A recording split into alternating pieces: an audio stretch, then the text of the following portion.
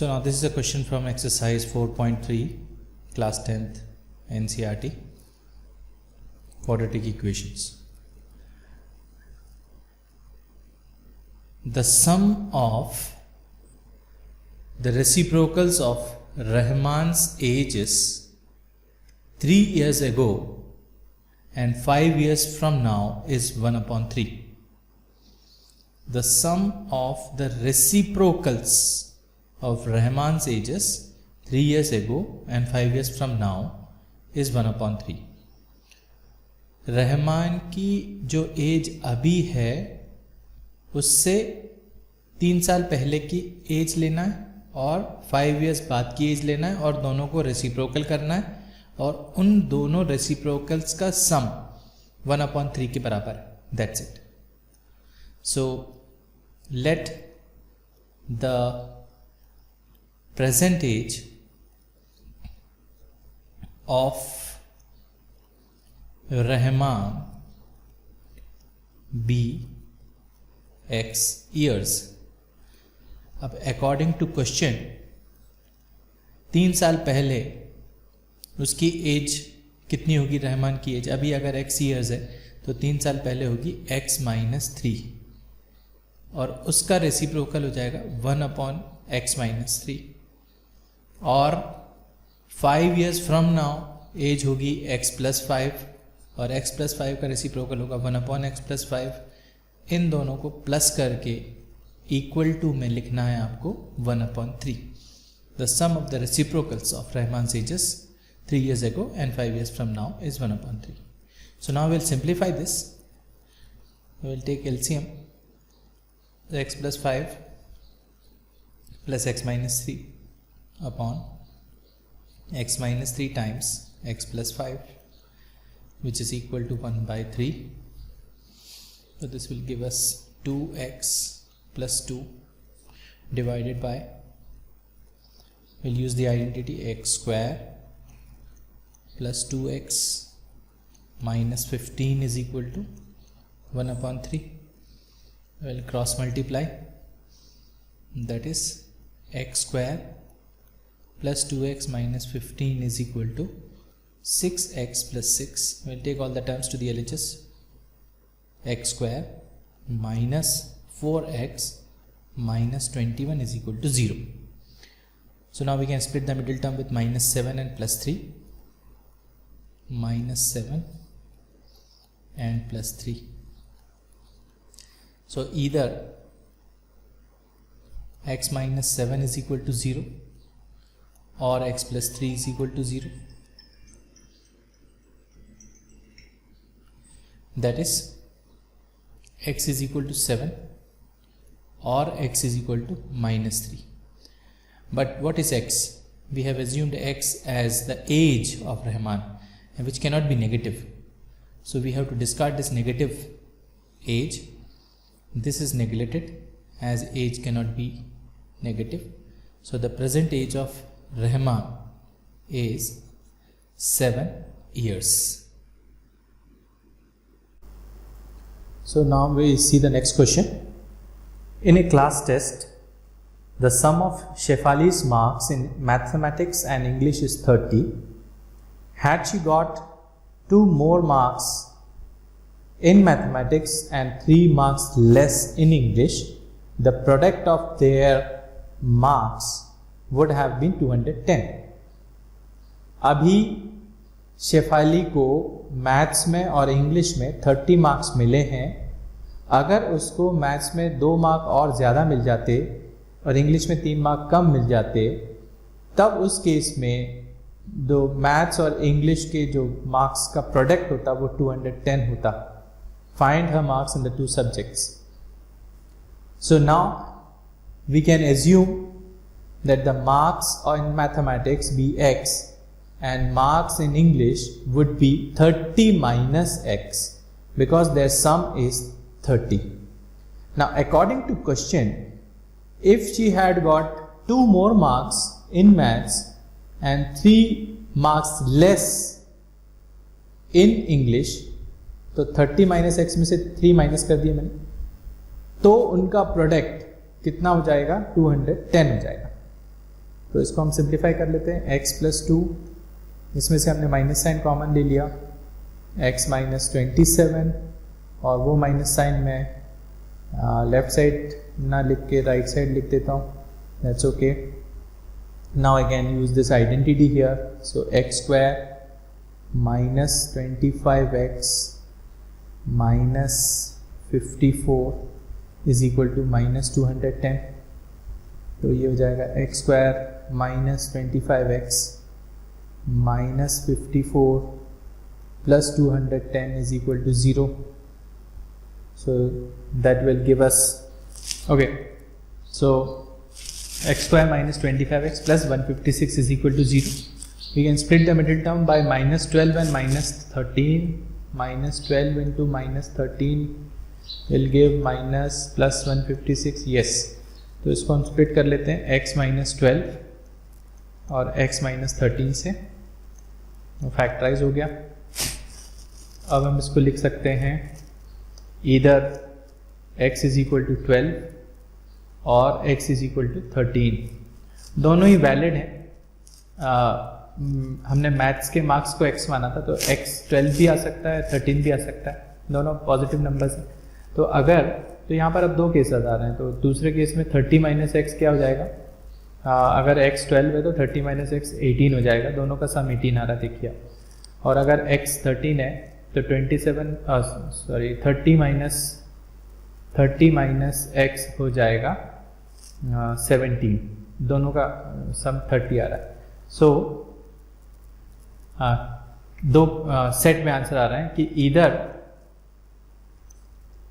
marks in maths will be 12 and English would be 18, or marks in maths would be 13 and English would be 17.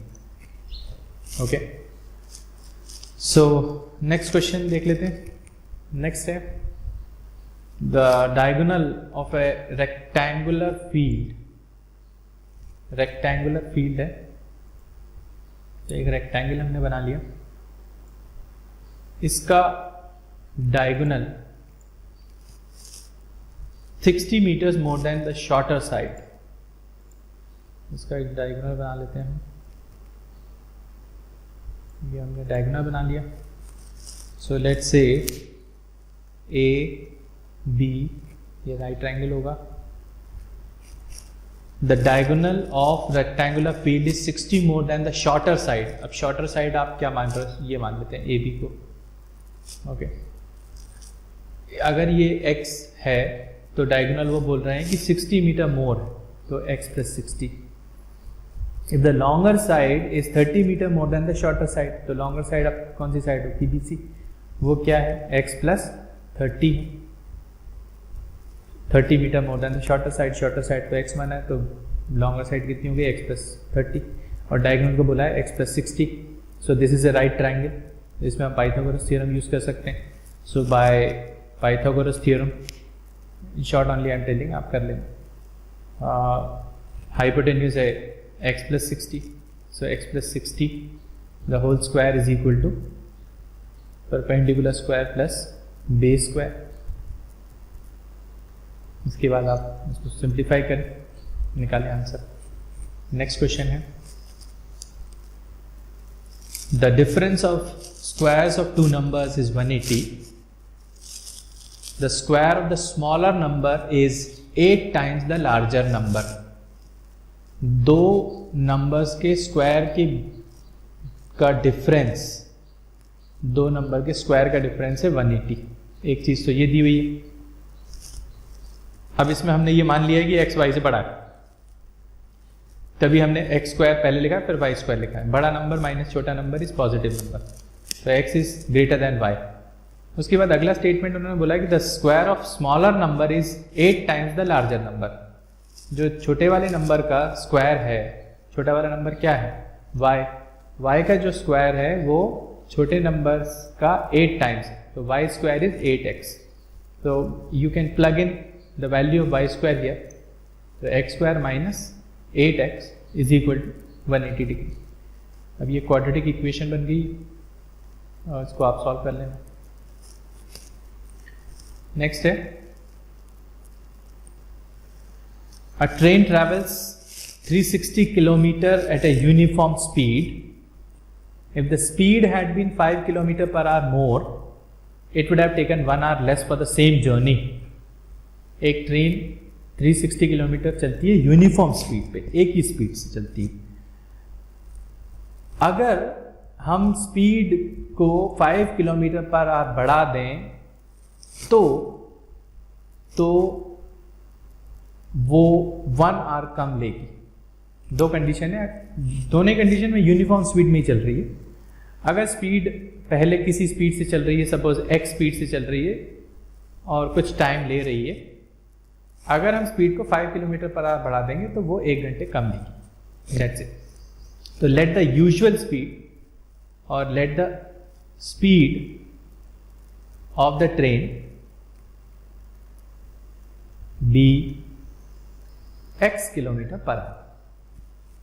अगर speed x है, distance उन्होंने दे रखा है, distance is 360 kilometre, तो time क्या होगा?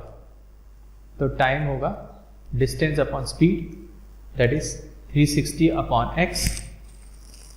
अब अगर हम स्पीड को बढ़ा दें, न्यू स्पीड उन्होंने बोला 5 किलोमीटर पर आवर बढ़ाना, तो x plus 5 kilometre per our. Distance तो वही है 360 किलोमीटर, तो न्यू टाइम क्या हो जाएगा? न्यू टाइम हो जाएगा डिस्टेंस अपॉन न्यू स्पीड. ये जो न्यू टाइम है, इन्होंने बोला अकॉर्डिंग टू क्वेश्चन, इन्होंने बोला है कि न्यू टाइम इज पुराना वाला टाइम -1. लिखा है क्वेश्चन में, if you increase the speed 5 kilometre per our more, it would have taken 1 hour less. तो न्यू टाइम इज पुराना वाला time -1 hour. What is the new time? New time is 360 upon x plus 5. And what is the old time? That is usual time 360 upon x minus 1.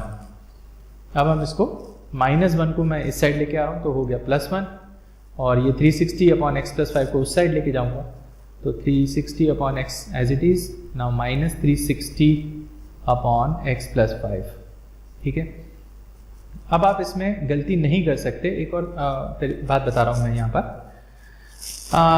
मैंने पहले ही बताया कि numerator अगर same होते हैं, numerator अगर हम सेम रखें 1/10 और 1/100, न्यूमरेटर दोनों के सेम है.